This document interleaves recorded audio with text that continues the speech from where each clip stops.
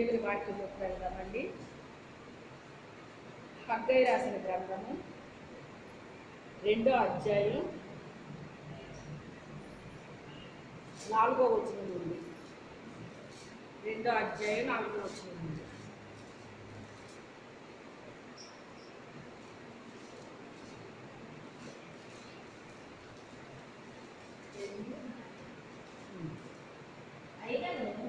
యెహోవా ఆజ్ఞ ఇచ్చినదేమనగా, జెరుబ్బాబెలు ధైర్యము తెచ్చుకొనుము. ప్రధాన యాజకుడకు యెహోయాదాకు కుమారుడైన యెహోషువ ధైర్యము తెచ్చుకొనుము. దేశంలో ఉన్న సమస్త జనులారా ధైర్యం తెచ్చుకొని పని జరిగించుడి. నేను మీకు తోడుగా ఉన్నాను. ఇదే సైన్యములకు అధిపతి యెహోవా వాక్కు.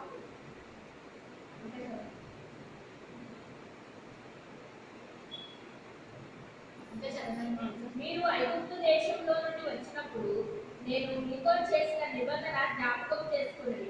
నా ఆత్మ మీ మధ్యన ఉన్నది కనుక భయపడుతుంది. మరియు సైన్యములకు అధిపతి యెహోవా సెలవిచ్చినదేమనగా, ఇక కొత్త కాలము ఇంకొక వారు ఆకాశమును భూమిని సముద్రమును నేలలో నేను కమ్మింపచేతును. నేను అన్యజనులందరినీ కదిలింపగా అన్యజనులందరి యొక్క ఇష్ట వస్తువులు తేబడును. నేను ఈ మందిరము మహిమతో నింపుదును. ఇదే సైన్యములకు అధిపతి యెహోవా వాక్కు. చాలండి, చిన్న ప్రార్థన చేసుకుందాం. ఈ రాత్రి కాల సమయంలో ప్రభు మనతో మాట్లాడాలన్న ప్రతి ఒక్కరు కూడా నాతో మాట్లాడి ప్రభు అని ప్రార్థన చేసుకుందాం. పరిశుద్ధుడైన తండ్రి, మహోన్నతుడా, జీవాధిపతి, సర్వాధికారి, సర్వోన్నతుడా, సకల సృష్టికర్తమైన మా యేసు ప్రభు, మీ వందనాలు స్తోత్రాలు చెల్లించుకుంటున్నాం తండ్రి. దయగల ప్రభు, కృపగల తండ్రి, మీకే వేలాది వందనాలు స్తోత్రాలు తండ్రి నాయన. ఇంతవరకు ప్రభు పాటల ద్వారా మీరు మహిమను పొందుకున్నారు ప్రభు తండ్రి నాయన. ఇప్పుడు వచ్చిన మమ్మల్ని అందరిని బట్టి వందనాలు స్తోత్రాలు తండ్రి. ఇంకా రావాల్సిన బిడ్డలు త్వరగా రావడానికి సహాయం చేయండి నాయన. ఈ వాక్యంలో ఉన్న గోడమైన సంగతి, రహస్యమైన సంగతులు మీ రాజ్య మార్మాలను తెలియజెప్పండి నాయన. పరిశుద్ధాత్మదేవుడా నాయన, ఈ దీనిరాలు మరుగుపరిచి మీరు మాట్లాడండి ప్రభు. నీ పరలోకపు జ్ఞానముతో నన్ను నింపు నాయన. నీ సత్యవాక్యమును సరిగా విభజించి నీ పరలోకపు జ్ఞానముతో నింపు నాయన. నూతనమైన శైలిలో నూతనమైన విషయాలు మాతో మాట్లాడండి ప్రభు తండ్రి. వినే చెవి, గ్రహించే హృదయం, అనుసరించి నడిచే జీవితాన్ని మాకు అందరికి అనుగ్రహించుతండి. పరిశుద్ధాత్మదేవుడా మీరే కార్యము చేయండి నాయన. దయగల తండ్రి, కృపగల నాయన, మీకే స్తోత్రాలు చెల్లించుకుంటూ ఇంకా రావాల్సిన బిడ్డ త్వరగా రావడానికి సహాయం చేయండి. యేసు అతి పరిశుద్ధ నామములో అడిగి వేడుకుంటున్నాము తండ్రి, ఆమేన్. హల్లెలూయా. మరి గతంలో మనం మొదటి అధ్యాయం చెప్పుకున్నామండి. మనిషికి ఎందుకు నష్టాలు వచ్చినాయో ప్రభు మనతో మాట్లాడారు, అవునా కదా? మన యొక్క ఆత్మీయ జీవితాన్ని పట్టించుకోవట్లేదు, మీరు శరీర విషయాలను పట్టించుకుంటున్నారు, అందుకే మీరు కష్టపడి తెచ్చుకున్నదంతా కూడా సింగి సంచిలో వేసినట్టుగా అయిపోతుందని మాట్లాడారు. అయితే మరి మీ హృదయ స్థితిని మీరు సరిగ్గా చేసుకున్నట్లయితే, ఆత్మీయ జీవితాన్ని పట్టించుకుంటే, మిమ్మల్ని మీరు సరి చేసుకుంటే, మరలా తిరిగి నేనేం చేస్తాను, మిమ్మల్ని నన్ను నేను మహిమపరుచుకుంటాను. మీలోకి వస్తాను, నన్ను నేను మహిమపరుచుకుంటాను అని చెప్పి మరి వాళ్ళు దేవుని యందు భయభక్తులు పూనారటండి. అప్పుడు దేవుడు వాళ్ళకి తోడుగా ఉన్నానన్నాడు కదా. అయితే ఈరోజు 2వ అధ్యాయంలో మనం చూసుకున్నట్లయితే ఆయన అంటాడు కదా, ధైర్యం తెచ్చుకోమంటున్నాడండి. ఏం చేయమంటున్నాడు? ధైర్యం తెచ్చుకోమంటున్నాడు. ఈ రోజుని చెప్పాలి అంటే ధైర్యము మనిషికి ఉంటుందా అండి? ఇప్పుడున్న ధైర్యం కాసేపటికి ఉండట్లా. ఈ గంటలో ఉన్న ధైర్యం నెక్స్ట్ గంటలో ఉండట్లేదు. ముఖ్యంగా చెప్పాలి అంటే కరోనా వచ్చిన దగ్గర నుంచి మనిషికి ఏమొచ్చింది? ఇప్పుడు భయం వచ్చేసిందండి. ఏమొచ్చేసింది? భయం వచ్చేసింది అన్నమాట. అంటే ఏం జరుగుద్దో, ఏదో జరగబోతుంది. మరి ఒకప్పుడు స్కైలో పడుతుందని వార్తలు వచ్చినాయి, విన్నారా మీరు? స్కైలో పడుతుందని వార్తలు వస్తే ఆ రోజు స్కూల్కి కూడా సెలవు ఇచ్చేసారండి. అందరూ ఇంట్లోనే ఉన్నారన్నమాట. ఎలాగ పుకారు పుట్టించారు అంటే, అది పడిపోయిన చోటకి ఎవ్వరూ వెళ్ళకూడదు, అది పడిన తర్వాత దాంట్లోంచి వచ్చే పొగ ఏదో ఉంటుంది, అది అసలు పేల్చకూడదు, చూడకూడదు, చూస్తే కళ్ళిపోతాయి. మరి ఇలాగిలా రకరకాల భయాలు పుట్టించారన్నమాట అండి. పుట్టిస్తే మరి చీకటి పడిపోతుంది, పగలే చీకటి పడిపోతుంది, అందుకని ఎవ్వరు బయట ఉండొద్దు, అందరూ లోపలే ఉండండి, ఏ రకంగా కూడా మీరు బయటికి రావడానికి వీల్లేదు అని చెప్పారు. అవునా కదా? అందరూ లోపల తలుపులు వేసేసుకుని గెళ్ళ పెట్టేసుకుని ఉన్నారండి. కొంతమంది ఏం చేస్తారంటే ధైర్యవంతులు, ఇది నిజమా కాదా అని చూస్తారండి. అలా చూసిన వ్యక్తి ఏం చేశాడంటే, ఏమి చేయకపోలేదు, ఏమైపోలేదు, రండి యువతలకి రండి అని అరుచుకుంటే వెళ్తున్నాడు అనమాట దారమ్మటని. అప్పుడు ఏంటి ఇలా అంటున్నాడు ఏంటి అని ఇంచుమించుగా వాళ్ళ ఇల్లు ఎంత దూరం ఉంటుందంటే ఒక బంక్ అంత దూరం ఉంటుంది అనమాట అండి. అక్కడ వ్యక్తి ఇక్కడ వినబడుతున్నాయంటే మాటలు మరి వచ్చినట్టే కదా అక్కడి నుంచి ఇక్కడికి.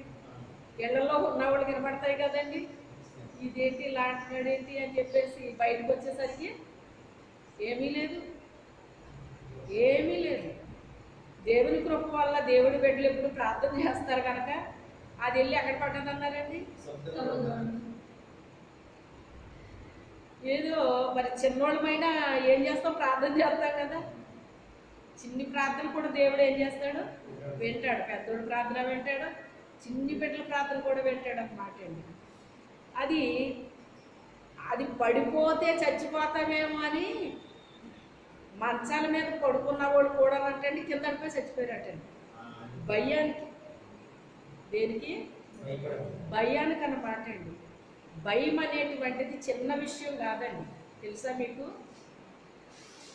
ఆ భయం వల్లే, టెన్షన్ వల్ల, భయం వల్ల ఈ అనేక వ్యాధులు వస్తాయని చెప్తున్నారు. ఇప్పుడు అసలు వ్యాధులు రావడానికి కారణం ఏంటంటున్నారు?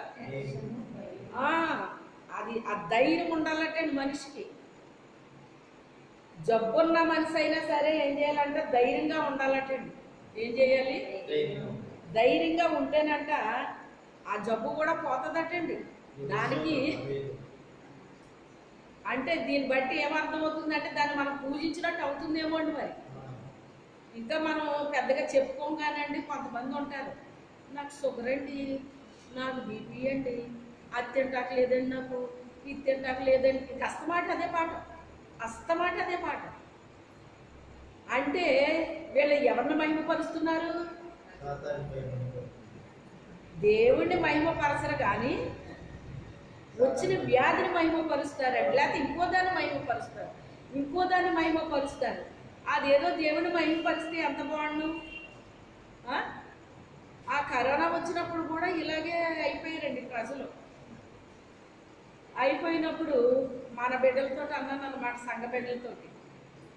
మొత్తం మీద మేము మహా అయితే ఒక 2-3 వారాలే మేము పెట్టలేదు, అంతే అండి. ప్రార్థన అయితే ఆగలేదండి, జరుగుతూనే ఉందన్నమాట. మన చర్చికి వచ్చిన వాళ్ళు కూడా ఎవరో వెళ్ళలేదు కానీ ఒక్క ఫ్యామిలీ పారిపోయిందన్నమాట వాళ్ళ అమ్మగారింటికి.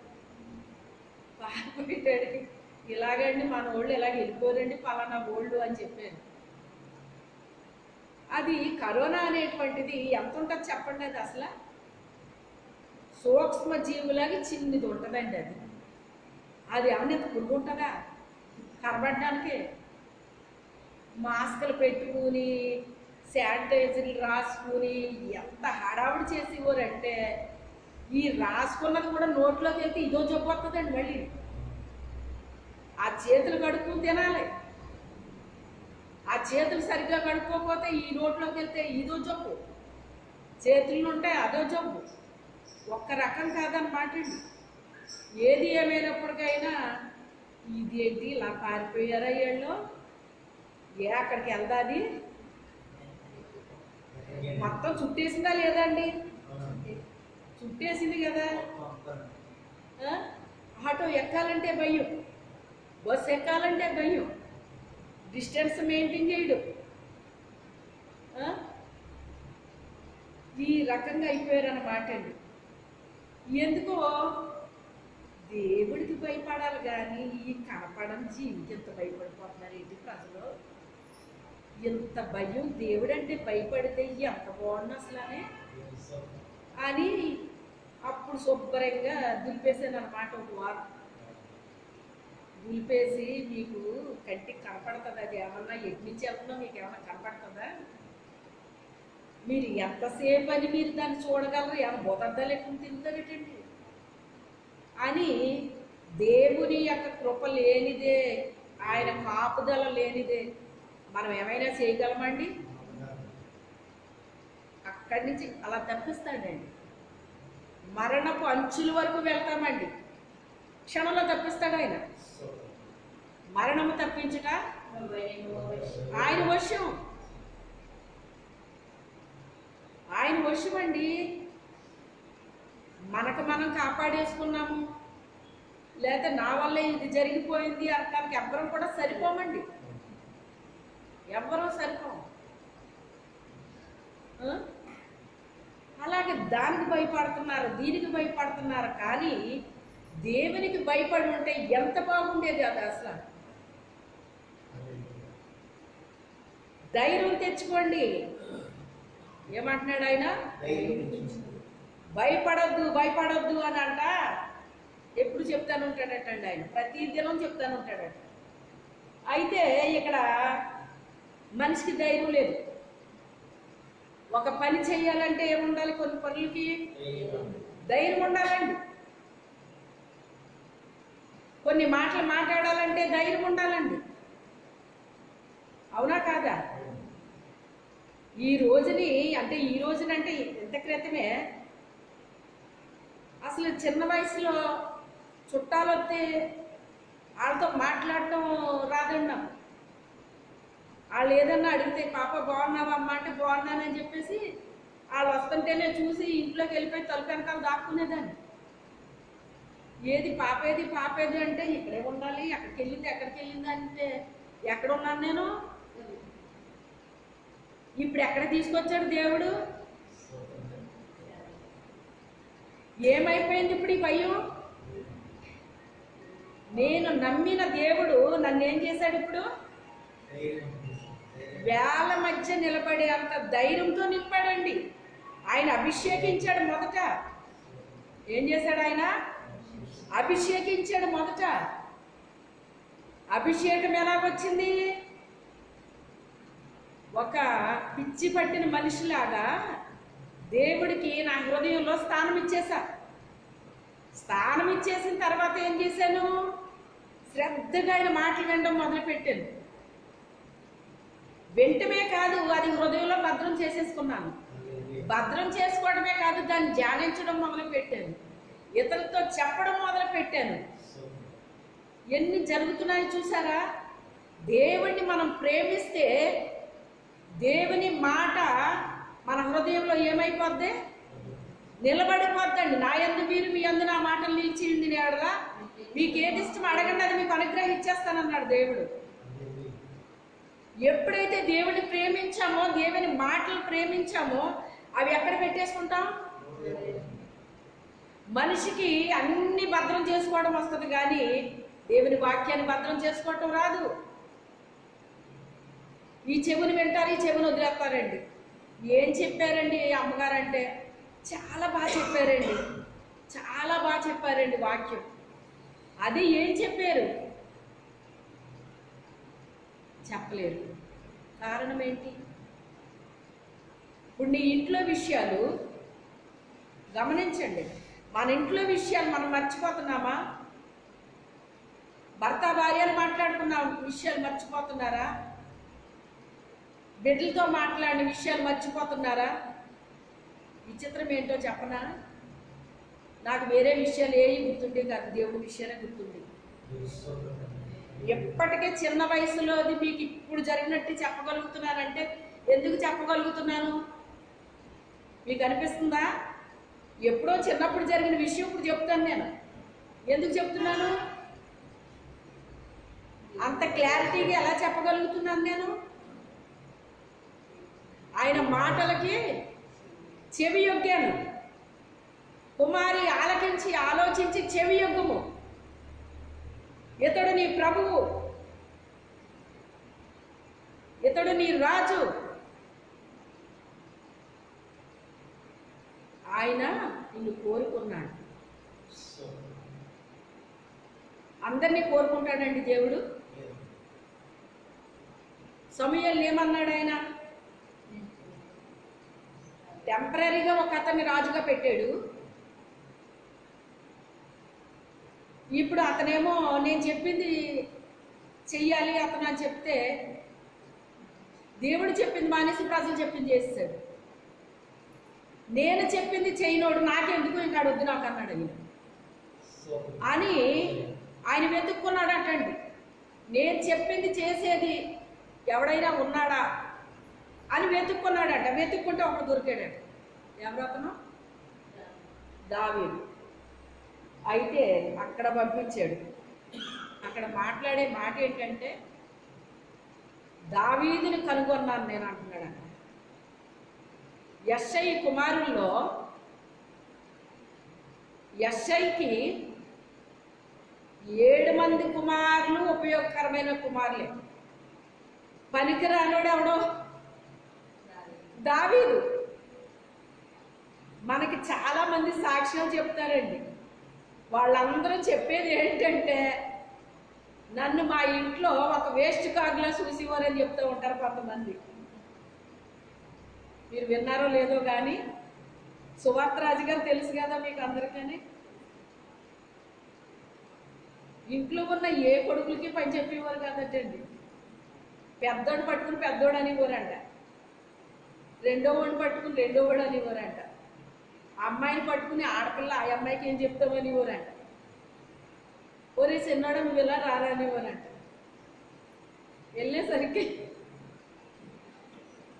ఇల్లు వాకళ్ళు ఆయనే ఓడిసాలంట, కోళ్ళు కప్పెట్టాలంట, మళ్ళీ ఉదయాన్నే వాటిని బయటికి పంపించాలి, ఎత్తాలి, ఆ గంపలు తీయాలి, ఆ తర్వాత వాటికి మేత వేయాలి. ఒక్క రకం కాదంటండి ఇంకా ఆయనకి. ఆడపిల్లకి పని చెప్పేవారు కాదంట, మగపిల్లకి పని చెప్పేవారు కాదంటే, ఇతనికి మాత్రమే చెప్పేవారు అంట. అర్థమైందా? కానీ దేవుడు అతన్ని దేశాలు తిప్పుతున్నాడా లేదా? తల్లిదండ్రులకి వేస్ట్ కార్డు అయ్యి ఉండొచ్చు కానీ దేవుడు వాళ్ళని కోరుకుంటాడండి. ముందే ఆ తరఫీదు ఇచ్చేస్తాడని మాట్లాడితే ఏసేపుకి ఇంట్లో తరఫీదు అవ్వలేదు, అందుకే తీసుకెళ్ళి అక్కడ ఇచ్చాడు, ఐగుప్తు దేశాన్ని తీసుకెళ్ళి అక్కడ ఇచ్చాడు అనమాట. నీకు ఈ గారాబం చాలు, ఎంత మట్టుకు చాలు నీకు గారాబం, ఇంక ముందున్నదంతా నువ్వు చేయాల్సిన ప్రాసెస్ చాలా ఉంది, ఎంత చాలే నీకు అని చెప్పేసి ఆ 17 సంవత్సరాల వరకే అతనికి గారాబం జరిగిందనమాట. నాకు 17వ సంవత్సరాన వివాహం అయ్యి బయటకు వచ్చాను. అప్పటి వరకే గారాబం. ఆ తర్వాత మళ్ళీ భర్త దగ్గరికి వచ్చాక మరి అన్ని పనులు నేర్చుకోవాలి కదండి. మరి ఒక కుటుంబం అయిపోతాం, అన్నీ నేర్చుకోవాలి. ఇప్పుడు పిల్లలు అలా కాదు, ఇప్పుడు పురుషుడు చెయ్యాలి. ఒక అమ్మాయిని ఇలాగ అడిగాను అన్నమాట నేను. ఆ అమ్మాయి పద్ధతిని చూసి, అమ్మ రేపు పొద్దున మరి పెళ్లి చేసుకునేటప్పుడు ఎలాంటి అబ్బాయిని చేసుకుంటావు నువ్వు అని అడిగానండి. చిన్న పాపే. అయితే అడిగితేనే ఆ పిల్ల అంటది, అసలు ఆ వయసు ఏంటి, వాళ్ళ ఆలోచన ఏంటో నాకు చాలా ఆశ్చర్యం అనిపించిందండి. నువ్వు ఇంటర్వ్యూ చేసేలాగున్నావేంటి మీ ఆయన్ని అన్నాను. ఆ చేస్తానండి. ఏం చేస్తావమ్మా అంటే ఫస్ట్ అంట వంట చేయాలంటండి, తర్వాత పిల్లలు చూసుకోవాలంట, ఇంటి పని అంతా చెయ్యాలంట. మరి నువ్వేం చేస్తావమ్మా అంటే నేను జాబ్ చేస్తాను. మరి ఆ అబ్బాయి చెయ్యొద్దా అన్నాను. చేస్తే చెయ్యొచ్చు, లేకపోతే అవసరం లేదు. జాబ్ చేసిన ఈ పనులు చేయాలి, చెయ్యకపోయిన ఈ పనులు చేయాలి. మరి లేకపోతే మరి అతనికి ఏమి రావనుకో మరి ఏం చేస్తావు అంటే చేసుకొని అలాగైతే నేను అంటే చిన్న పిల్ల మెంటాలిటీ కూడా ఎలా ఉందో చూడండి ఈ రోజుల్లోని. నాకు ఎంత నవ్వు వచ్చిందో అనమాట అండి. మేమే పిచ్చి మాలోకాలం అనమాట. మగోళ్ళు చెప్పకపోయినా మేము నేర్చుకున్నాం అన్నీని. వాళ్ళు మమ్మల్ని ఏమి ఇబ్బంది పెట్టలేదు. ఇబ్బంది పెట్టకపోయినా స్త్రీగా ఇది మనం నేర్చుకోవాలి, మనం చెయ్యాలి, ఇంటి పని వంట పని ఇవన్నీ మనం చెయ్యాలి అని మనమే మన ఇంట్లో వాళ్ళు చూసి ఏం చేసాము, నేర్చుకున్నాము అని అనిపించింది అన్నమాట అండి. సరే, ఏది ఏమైనప్పటికైనా నేర్చుకుంటూ వచ్చిన నష్టం ఏమైనా ఉందా అండి మనకి? దొంగోడట ఏదైనా ఎత్తుకెళ్ళిపోతాడట, కానీ చేతిలో ఉన్న పని ఎత్తుకెళ్ళిపోడటండి, నోట్లో ఉన్న విద్య ఎత్తుకెళ్ళిపోడట. విద్యను దొంగిలించడంటండి, మనకొచ్చిన పనిని కూడా వాడు దొంగిలించడంటండి. అందుకే స్త్రీలకి 4 రకాల పనులు వచ్చి ఉండాలటండి, వచ్చి ఉండాలంట. ఒక ఆవిడ ఎవరో చెప్తుందన్నమాట, కరోనా వచ్చినప్పుడు ఉద్యోగస్తులకు కూడా శాలరీ లేకుండా అయిపోయారు. ఆ టైంలో ఆవిడకి వచ్చిన పిండి వంటలు చేసి ఏంటి ఆన్లైన్ అలాగ పంపించేసిందంటండి. ఒక 4 వేసేసుకుందంట. అలాగే కొంతమందికి కూడా చెప్పిందంటండి, ఇలా చేస్తే బాగుంటుందని. ఈ జాబులు చేసేవాళ్ళు ఇంక వేరే ఏ పని చేయకుండా అలాగే ఎండలో ఉండిపోయారటండి. వాళ్ళంతా అప్పులు అయిపోయారటండి. ఈవిడి ఈ పని చేసి తన కూతురు పెళ్లి చేసిందంటండి కట్టించి. అంటే ఏదైనా చేసేది ఎక్కడ ఉంటుంది? మన దగ్గరే ఉంటుందండి, మన ఆలోచనలోనే ఉంటుంది. టాలెంట్ లేని వాళ్ళు ఎవ్వరూ ఉండరండి. ఎందులోకి అందులో టాలెంట్ ఉంటుంది మనిషికి, లేకుండా ఎవరైనా ఉంటారా అండి? ఒక రకంగా చెప్పాలంటే ఈ డాక్టర్ గ్రూపులు ఇవన్నీ అయ్యో వచ్చిన తర్వాత చాలామంది ఇప్పుడు ఈ ట్రైనింగ్లు కూడా ఇచ్చేస్తున్నారు, ఎన్ని చేసుకుంటున్నారులేండి. అయితే ఇప్పుడు నా అంశం అది కాదు, కానీ ఏదైనా చెయ్యాలి అంటే ఆమె చాలామంది భయపెట్టారంటే ఎందుకు అది సంగతి. భయపెడితే భయపడి మనిషి కాదంట, మనిషి భయపడి మనిషి కాదంటండి. భయపడలేదు కనుక ఏం చేసింది, సక్సెస్ అయిపోయింది. వాళ్ళందరూ అప్పుల పాలయ్యారు, ఈవిడేమో ఏం చేసింది, మరి తను నష్టపోయిందా? మళ్ళీ జాబుల్లో జాయిన్ అయినప్పుడు మళ్ళీ జాయిన్ అయిపోయింది. 4 ఉపాధి కల్పించింది, మళ్ళీ తన పని తను చేసుకుందన్నమాట. అయితే దేనికైనా కూడా ఏం కావాలంటే మనకి ధైర్యం కావాలంటండి. తప్పుడు పనులు చేయడానికి ధైర్యం ఉండకూడదండి, దానికి కాదు కావాల్సింది ధైర్యం. మనిషికి తప్పుడు పనులు చేయడానికి ధైర్యం వస్తుందండి, మంచి పనులు చేయడానికి ధైర్యం ఉండదు. మంచి పనులు చేయడానికి ధైర్యం ఉండదు. ఎవరు నన్ను ప్రోత్సహించట్లేదండి. ఎవరు ప్రోత్సహిస్తారు నిన్ను? ఒకసారి ప్రోత్సహిస్తారు, 2 సార్లు ప్రోత్సహిస్తారు, రోజు ప్రోత్సహిస్తారా మనల్ని ఎవరన్నానే? నా సేవా జీవితంలో నన్ను ఎవరు ప్రోత్సహించలేదు. మరి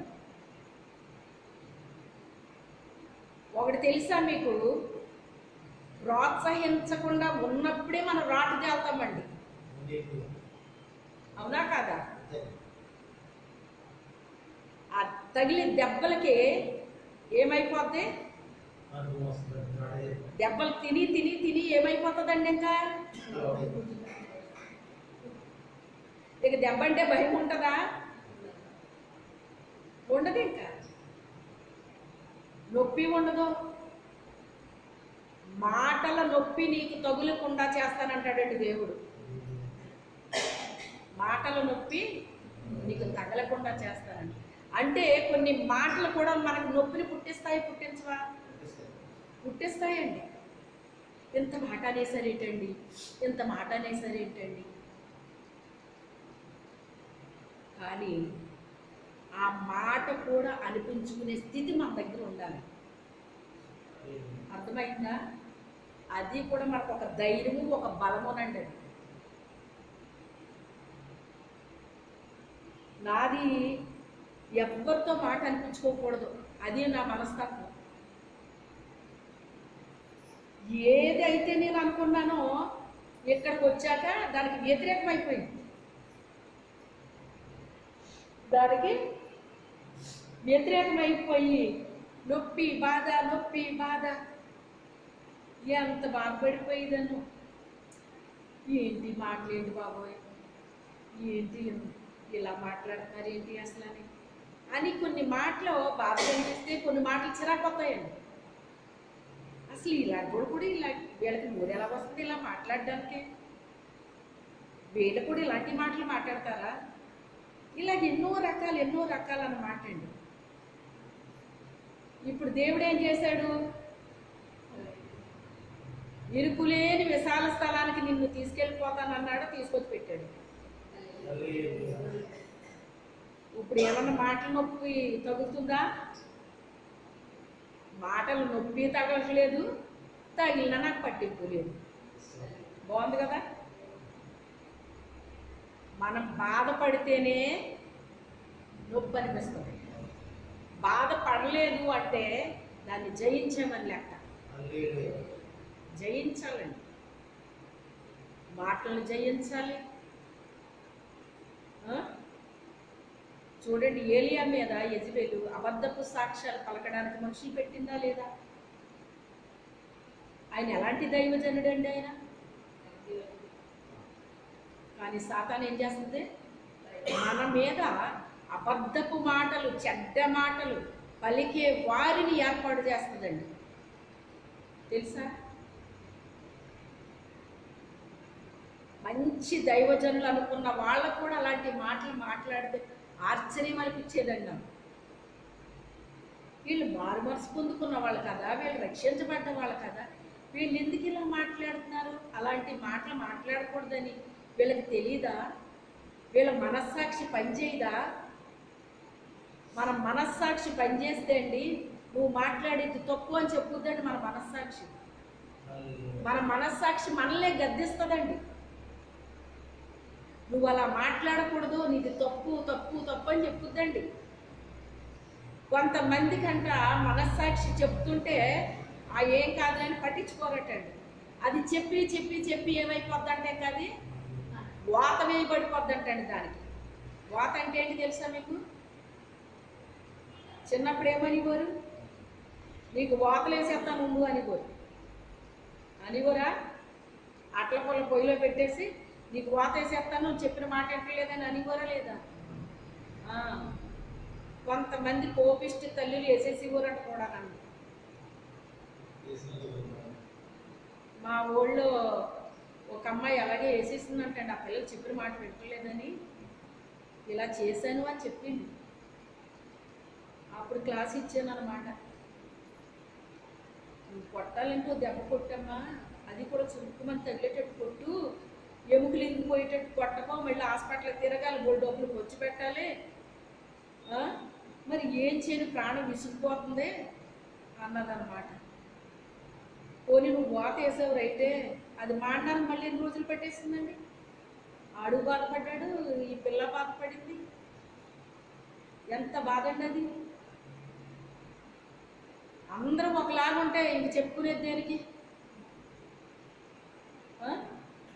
మనలో కూడా ఇలాగే ఉంటామండి. దేవుడు చెప్పేది వినేవాళ్ళు ఉంటారు, విన్నోళ్ళు ఉంటారన్నమాట. అప్పుడు ఒకడు తగిలిస్తాడన్నమాట మనకు ఆయన. అవునా కాదు? తగిలిస్తాడు ఒకటి. అప్పుడు కానీ మనకి భయం ఉండదు. ధైర్యము తెచ్చుకోండి. యేసు ప్రభు సముద్రం మీదకి వెళ్తుంటే ముందు మీరు వెళ్ళిపోండి, తర్వాత నేను వస్తానన్నాడు ఆయన శిష్యులు.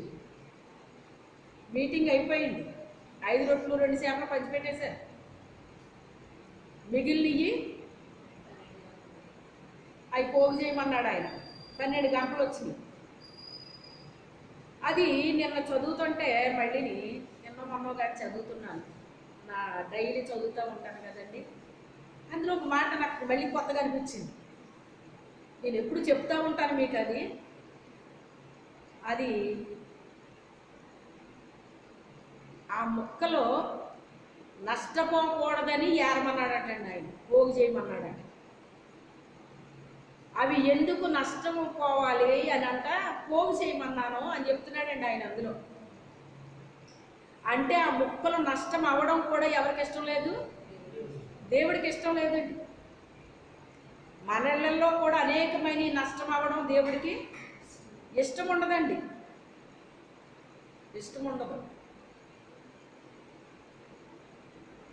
నష్టం చేసే వాళ్ళకి ఏమీ బాధ అనిపించదు, కానీ నష్టం చేయడానికి ఇష్టం లేని వాళ్ళు ఉంటారు చూసారా, అలాంటి వాళ్ళకి నష్టం చెయ్యాలంటే చాలా బాధపడి చేస్తారండి ఆ పని. ఇంకేం చేయాలో తెలియక మనసు చాలా బాధ అనిపిస్తుంది, కానీ తప్పదు ఇంకా. అలా కూడా ఉంటాయి అన్నమాట. కావాలని మనం నష్టం చేస్తున్నామా, తప్పక అది చేస్తున్నామా, రెండు చూస్తాడు ఆయన మనల్ని. నష్టం చేయటం అంటే దేవుడికి ఇష్టమా? కాదు. ఏది కూడా మనం నష్టపరచడం ఆయనకి ఇష్టం ఉండదండి. ఏది నష్టపరచడం ఇష్టం ఉండదు. వాళ్ళు మీరు ముందు నడిచేయండి, నేను వెనకాల వస్తానని చెప్పి ఆయన ప్రార్థన చేసుకుని, ఏకాంతంగా ప్రార్థన చేసుకుని అప్పుడు బయలుదేరాడటండి. వాళ్ళు ఎలాగ వెళ్తున్నారు? పడవ మీద వెళ్తున్నారు. ఈయన ఎలా వెళ్తున్నారు? వీటి మీద వెళ్ళిపోతున్నాడు ఆయన. ఆయన నడాల్సిన అవసరం ఏమంటుందా? వెళ్ళిపోతున్నాడు. అమ్మో దెయ్యం పోతాం దెయ్యం పోతామని ఏళ్ళు అడుగుతున్నారంట. అప్పుడు ఈయన అంటాడు కదా, నేనే, ధైర్యం తెచ్చుకోండి, నేనే, ధైర్యం తెచ్చుకోండి అన్నాడటండి. అంటే శిష్యులకి దేవుడు ఎవరో తెలియట్లేదు, దెయ్యం ఎవరో తెలియట్లేదు. ఒక్కొక్కసారి మరి మనకి కూడా అలాగే ఉంటుందండి. దేవుడు చెప్తున్నాడా దెయ్యం చెప్తుందా కూడా అర్థమవదు. ఒక్కోసారి దుష్టుడు చేసే పనులు ఎలా ఉంటాయంటేనంట, వెంటనే అది జరిగిపోద్దటండి. అమ్మో నిజంగా దేవుడే నా ఎదురుకుండా దీన్ని తీసుకొచ్చేసాడు అనుకుంటామంటండి. అలా కూడా మనల్ని మాయ చేస్తాడంటండి. ఏం చేస్తాడు? అలా కూడా మనల్ని మాయ చేస్తాడంట. ఇది దేవుడిచ్చిందా కాదా అని మనం ఏం చేయాలంట? గ్రహించాలటండి. వినగలిగిన చెవి, గ్రహించే హృదయం అది దేవుడు ఇవ్వాలి మనకి. ఎప్పుడు ఇస్తానంటున్నాడు ఆయన? యెహోవా యందు భయము భక్తి కలిగి ఉంటే వినగలిగిన చెవి, గ్రహించే హృదయాన్ని మనకి ఇస్తానన్నాడండి ఆయన. ఇస్తానన్నాడు. ఈ ధైర్యం అనేటువంటిది ప్రతి విషయంలో ఉండాలండి. ప్రతి సమయంలో మనకు అవసరం ఉంటుందండి. ప్రతి దినము మనకు అవసరం ఉంటుంది. ఏదో దాంట్లో మనకు అవసరమా కాదా చెప్పండి? అవసరమే. ప్రతి దాంట్లో అవసరమే. ఏమోనండి, ధైర్యం చేసి అడుగు వేస్తున్నాను మరి ముందుకి, ఏమవుతుందో ఏంటో అని.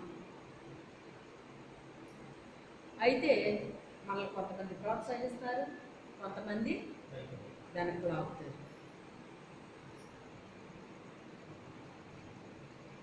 అయినప్పటికైనా 1-2 సార్లు మనం ఏం చేయాలి? ఆలోచించుకోవాలి. మనం అడిగేసే ముందు కూడా ఏం చేయాలి? మనము ఆలోచించాలి. ప్రభువా ఇది నీ చిత్తమేనా? నేను అడిగేయటం నీ చిత్తమేనా కాదా? నువ్వు ముందుకెళ్ళమంటే నేను వెళ్తాను ప్రభువా, లేకపోతే నేను వెళ్ళను అని అనుదినము అనుక్షణము కూడా దేవునితో మనం కనెక్ట్ అయ్యి ఉండిపోయామనుకోండి, అప్పుడు దేవుడు ఏం చెప్తాడు మనకి? ఆలోచన చెప్తాడు ఆయన. ఆయన ఆలోచనకి కర్త ఆయన. మనకు మంచి ఆలోచన ఇస్తాడన్నమాట అండి. మంచి ఆలోచన ఇస్తాడండి. మంచి ఆలోచన ఇస్తాడు. ధైర్యం తెచ్చుకోండి. ఏమంటున్నాడు ఆయన? ధైర్యం తెచ్చుకోండి.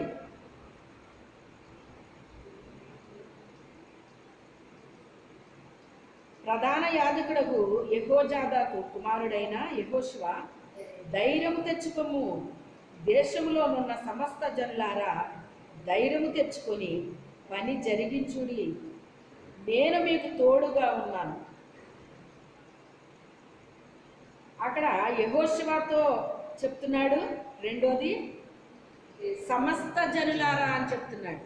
అంటే ఆ యెహోషువ ఒక్కడే కాదు, బయలుదేరిన జనాంగం ఉన్నారు కదా, ఆ జనాంగానికి కూడా చెప్తున్నాడు అన్నమాట అండి. ధైర్యము తెచ్చుకోండి. ఎందుకు తెచ్చుకోమంటున్నాడు ఆయన? పని జరిగించుడి. ధైర్యం తెచ్చుకొని పని జరిగించండి, నేను మీకు తోడుగా ఉన్నాను. అది నేను మీకు తోడుగా ఉన్నాను. నేను మీకు తోడుగా ఉన్నాను అంటే ఇక మనం భయపడవలసిన అవసరం లేదండి. భయపడాల్సిన అవసరం లేదు. మొదటి స్త్రీల సదస్సు జరిగినప్పుడు అండి, ఆ రాత్రి నాకు వచ్చిన కళ ఏంటంటే, అంటే ఆ రాత్రి ముందు వచ్చింది అనమాట అండి. అది నాకు ఒక ఎత్తైన స్థలం అనమాట అండి. ఆ స్థలం దగ్గరికి నన్ను తీసుకెళ్ళారు ప్రభు అని. ఇలా రా అని తీసుకెళ్ళారు. నన్ను తీసుకెళ్తే ఆయన కూడా వెళ్ళిపోయాను. వెళ్ళిన తర్వాత ఒక ఎత్తైన ప్లేస్ నుంచి కిందకి, ఆ కింద నాకేం కనబడుతుందంటే వాటర్ కనిపిస్తుంది. వాటర్ కనిపిస్తుంటే అక్కడికి నువ్వు దూకేయి అన్నాడు ఆయన. ఏమన్నారు ఆయన? అందులోకి నువ్వు దూకు అన్నారు ఆయన.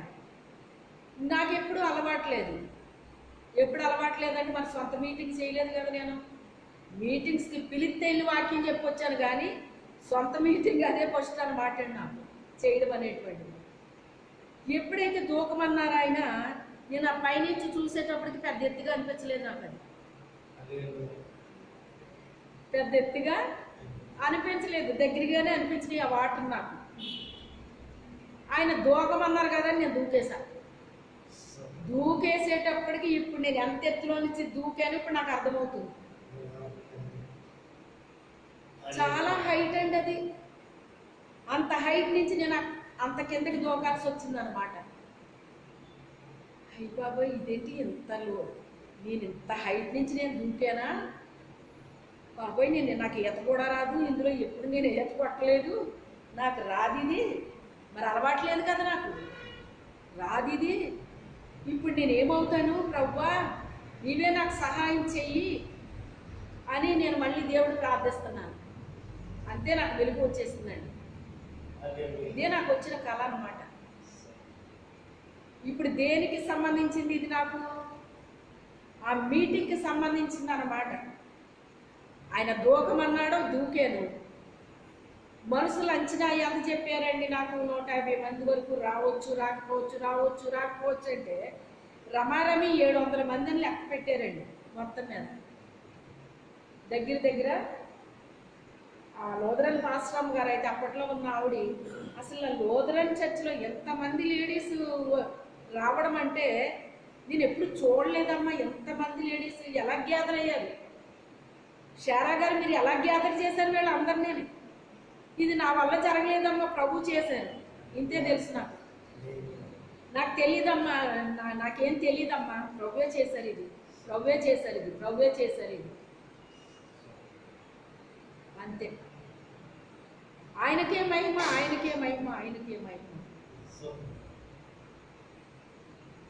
ఎందుకు పిరికోళ్ళు ఎంచుకుంటాడో దేవుడు తెలుసా? పిరికోడు ఎప్పుడు ఆయనకే మహిమ చెల్లిస్తాడట. ధైర్యవంతుడు నేనే అంటాడండి. ఎప్పుడు అలాగా అనడం ఇష్టం ఉండదు అన్నమాట. దేవుడు జరిగించాడు.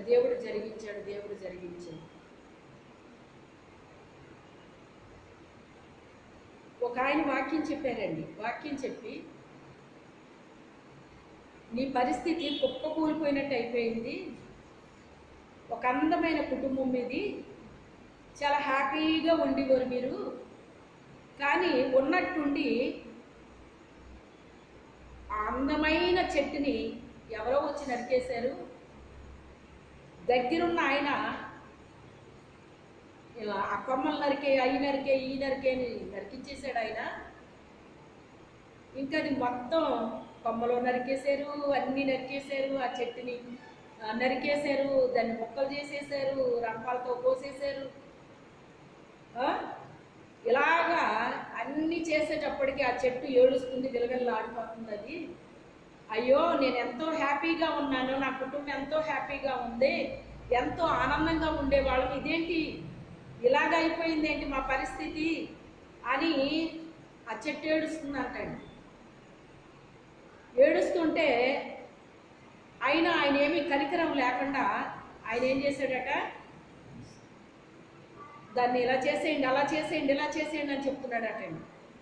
చెప్తుంటే అది అన్ని రకాలకి, అంటే కోతలకి గురైపోయింది, గొడ్డలకి గురైపోయింది, గుణపాలకి గురైపోయింది. ఇలాగ గుణప పోట్లు అంటారు కదండి, కొన్ని మాటలు ఎలా ఉంటాయంట, గుణప పోట్లులాగా ఉంటాయంట.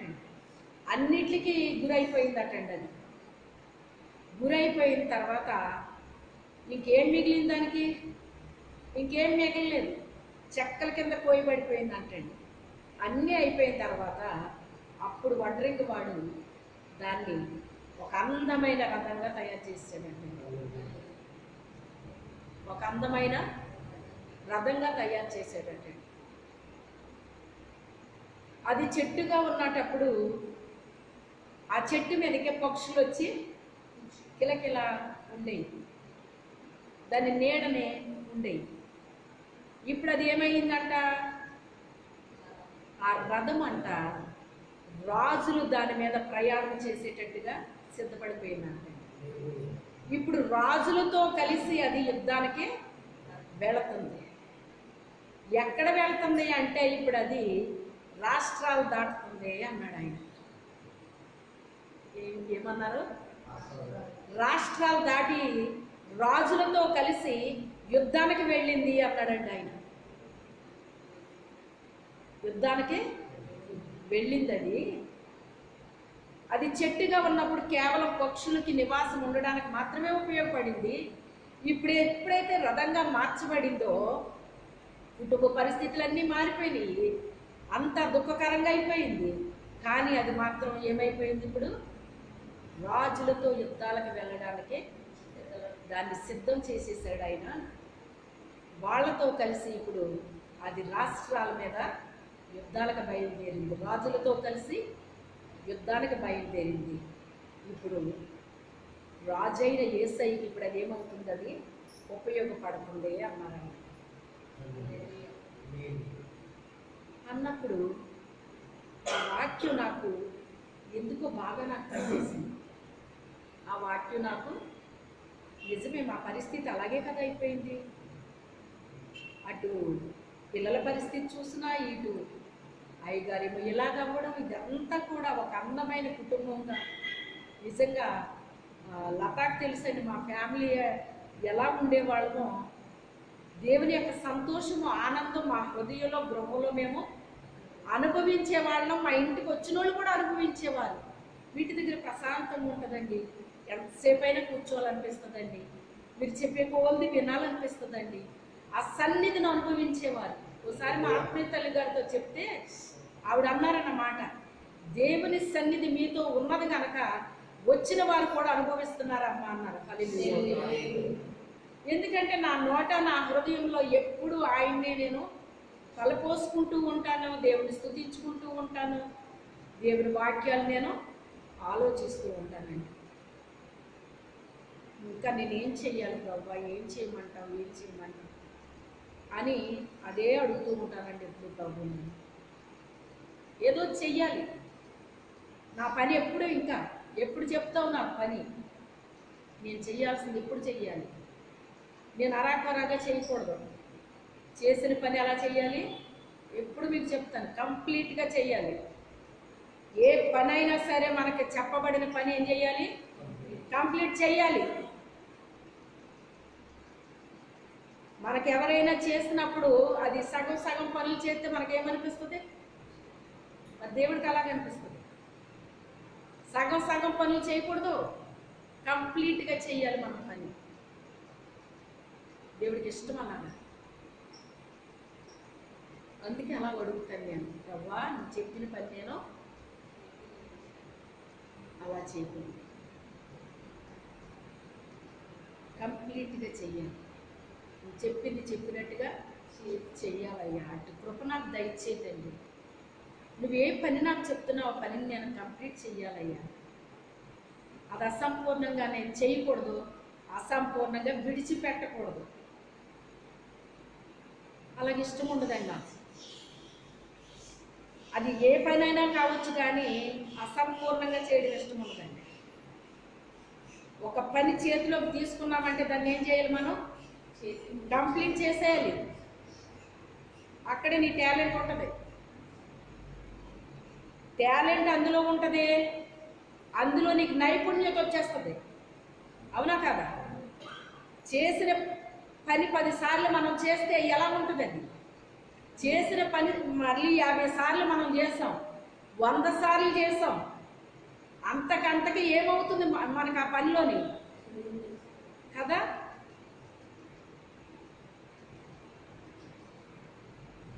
జ్ఞానము కలిగిన వారటండి రాజుల ఎదుట